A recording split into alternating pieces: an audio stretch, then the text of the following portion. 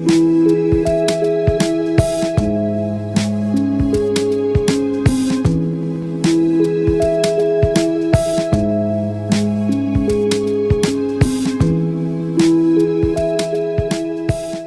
dépit de l'accalmie des prix de l'immobilier depuis 2011, après des années de hausse, il est toujours difficile de devenir propriétaire.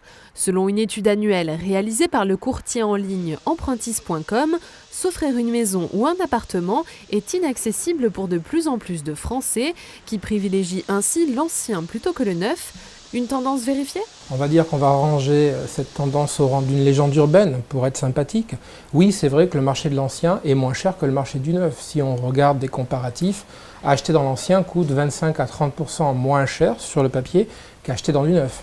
Maintenant, si on ramène tout au même niveau, si on rajoute le delta de la différence des frais notariés qui est pour commencer de 5%, si on rajoute des frais de rénovation qui dans certaines copros peuvent être importants, si on rajoute des frais de remise en état pour avoir des normes acoustiques et phoniques équivalentes entre le neuf et l'ancien qu'on aura remis en état, vous verrez qu'au bout du compte, on va arriver à des prix qui vont être exactement les mêmes, voire avec un delta en faveur du neuf par rapport à l'ancien. Seulement ça, les gens ne le savent pas. Au-delà du prix, quels sont donc les avantages d'acheter du neuf ? Il y en a plusieurs avantages.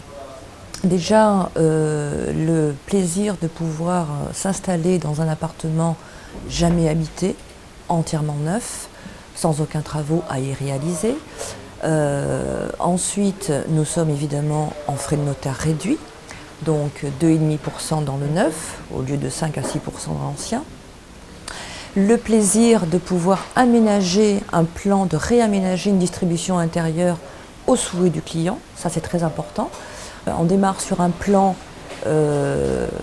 évoqué et ensuite on peut revoir ensemble avec le client, l'architecte, la distribution des cloisons, d'une cuisine, d'une salle de bain, etc. Donc le client se projette sur un plan et il est en train sans s'en apercevoir, d'aménager son propre appartement selon ses desiderata. Et ça, c'est un avantage qui est très plaisant pour le client et pour nous d'ailleurs. C'est un plaisir.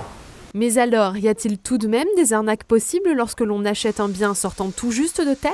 Autre légende urbaine, est-ce qu'on peut se faire arnaquer ? La réponse c'est non. Non, pourquoi ? Parce que la vente dans le neuf, c'est une des ventes qui est les plus encadrées par la loi, parce que, a priori, le législateur a cherché à protéger l'acquéreur qui n'est pas un professionnel de l'immobilier par rapport au vendeur et promoteur, donc qui lui est un professionnel de l'immobilier. Donc si vous rentrez un petit peu dans le détail du processus d'acquisition dans le neuf, notamment en VFA, même sur plan, vous verrez tout un tas de mesures qui sont là pour protéger l'acquéreur, qui lui permettent, selon certaines modalités et à plusieurs moments, de sortir du contrat, en récupérant son défaut de garantie, donc il n'y a plus d'arnaque possible, de signer son contrat sous clause suspensive d'obtention du financement immobilier, voire d'autres clauses suspensives qui peuvent être identifiées dans le contrat. Et au jour d'aujourd'hui, il n'y a plus aucun risque par rapport au projet, par exemple, dans le temps qui était commencé et pas terminé par les promoteurs. Pourquoi ? Parce que quand un projet arrive chez le notaire pour la signature, le notaire arrive avec une garantie bancaire extrinsèque, c'est-à-dire une banque qui s'engage à finir le projet si le promoteur, pour une raison X ou Y, n'est pas capable de finir le projet. Choisir entre neuf et ancien est finalement loin d'être seulement une raison de prix, mais beaucoup plus un style de vie. Rénover ou acheter tout prêt, à vous de choisir.